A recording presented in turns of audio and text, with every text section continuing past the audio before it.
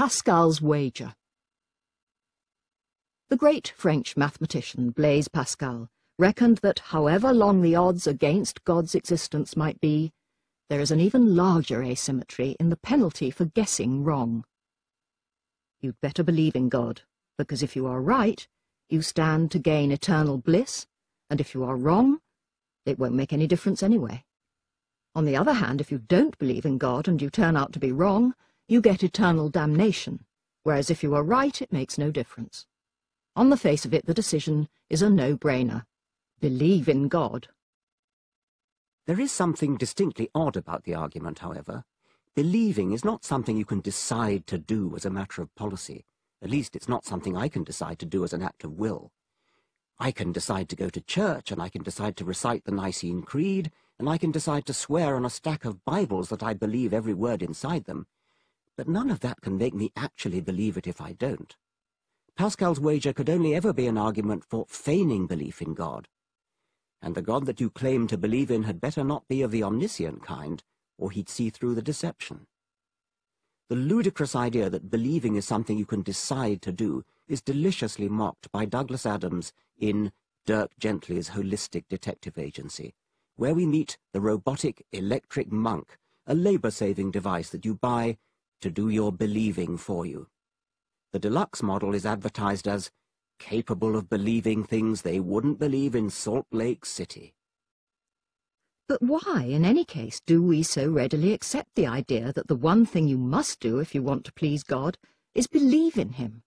What's so special about believing? Isn't it just as likely that God would reward kindness or generosity or humility or sincerity?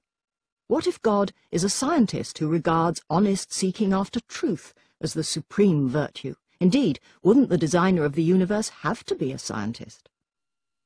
Bertrand Russell was asked what he would say if he died and found himself confronted by God, demanding to know why Russell had not believed in him. "Not enough evidence, God, not enough evidence," was Russell's immortal reply. Mightn't God respect Russell for his courageous skepticism, let alone for the courageous pacifism that landed him in prison in the First World War, far more than he would respect Pascal for his cowardly bet-hedging? And while we cannot know which way God would jump, we don't need to know in order to refute Pascal's wager. We are talking about a bet, remember, and Pascal wasn't claiming that his wager enjoyed anything but very long odds. Would you bet on God's valuing dishonestly faked belief, or even honest belief, over honest skepticism? Then again, suppose the God who confronts you when you die turns out to be Baal, and suppose Baal is just as jealous as his old rival Yahweh was said to be. Mightn't Pascal have been better off wagering on no God at all, rather than on the wrong God? Indeed, doesn't the sheer number of potential gods and goddesses on whom one might bet vitiate Pascal's whole logic? Pascal was probably joking when he promoted his wager, just as I'm joking in my dismissal of it.